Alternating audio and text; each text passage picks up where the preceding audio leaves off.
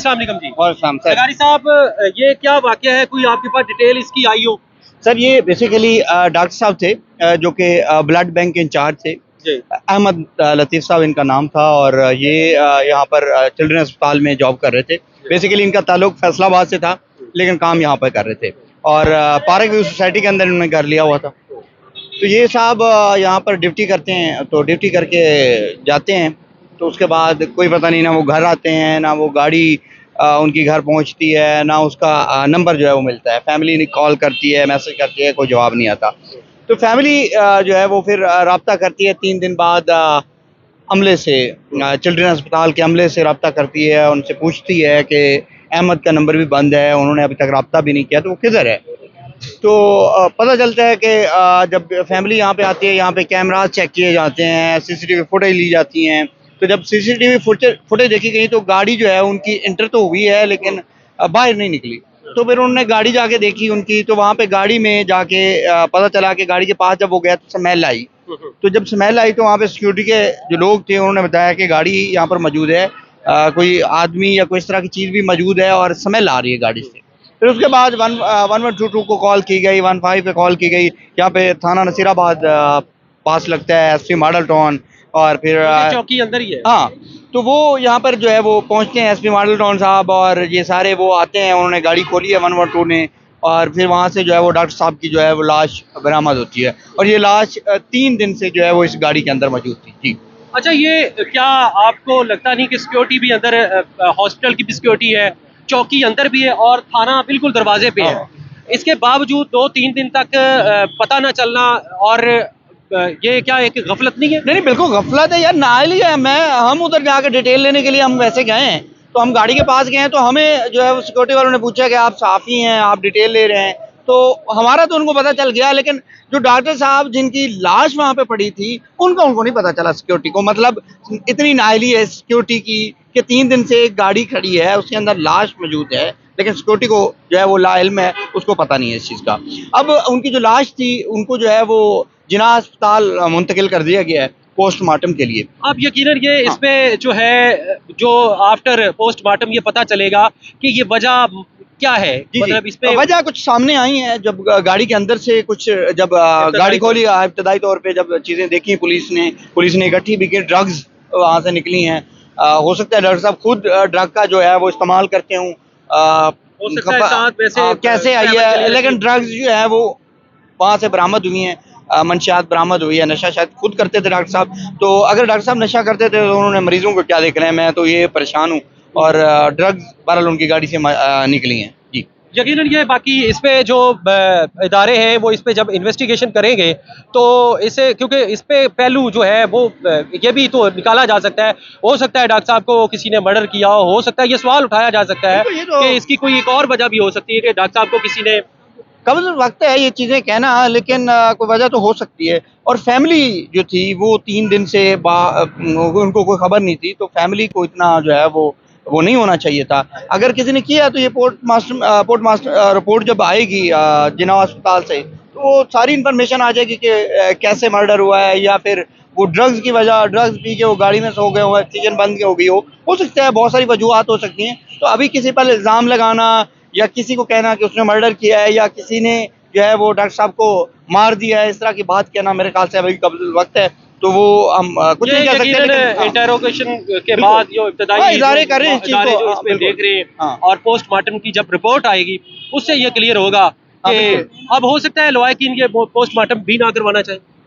ये भी तो हो उन्होंने सकता है। इनकार किया है, फैमिली ने इनकार किया है, लेकिन जो पुलिस थी वो उन्होंने ज़बरदस्ती समझ ली, या जो जिद कर लें, पुलिस ने कहा कि जी हम पोस्टमार्टम करेंगे इसका कि ये क्यों हुआ है, इसकी तहकीक करेंगे, तो वो उन्होंने मुंतकिल कर भी दिया जिना अस्पताल में पोस्टमार्टम के लिए। जी। चले, बहुत शुक्रिया अज़ीम लगारी साहब जी। ये अपडेट है यहाँ से, चिल्ड्रन हॉस्पिटल के अंदर से एक डॉक्टर की लाश का मिलना, 2-3 दिन तक ये लाश पड़ी रही, कानो कान किसी को खबर ना हुई, जबकि यहाँ अगर बात करें तो सिक्योरिटी अपनी भी हॉस्पिटल की है, थाना बिल्कुल दरवाजे के ऊपर है, चौकी अंदर मौजूद है, इसके बावजूद 3 दिन तक एक बंदे की लाश पड़ी रही, वो मर गया, दुनिया से चला गया, और फिर उसकी फैमिली जब पीछे से राब्ता करती है, जब उनको पता नहीं चलता कि अहमद साहब कहाँ गए, अहमद लतीफ़ साहब, तो फिर आखिरकार जब वो यहाँ पहुँचते हैं, उनके एक भाई के बारे में बताया गया, वो किसी असास अदारे के अंदर मुलाजिम है।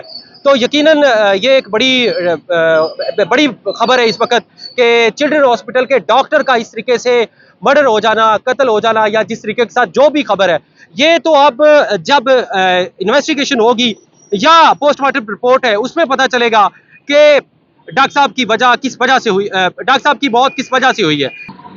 ज़हीम लगारी साहब, ये मुझे बताएं कि ये सिक्योरिटी का कितना लैप्स है? सर देखिए, सिक्योरिटी की तो बहुत बड़ी नाअहली है कि एक डॉक्टर जो है वो एक दिन ड्यूटी करता है, उसके बाद 3 दिन वो गैर हाजिर रहता है, अगले दिन नहीं आता, उससे अगले दिन नहीं आता, उससे अगले दिन नहीं आता। तो ना तो यहाँ के चिल्ड्रन अस्पताल के एमएस को पता है, ना यहाँ के स्पेशल ब्रांच के लोगों की जो ड्यूटी होती है, यहाँ पर चौकी अंदर मौजूद है, उनकी नाअहली है।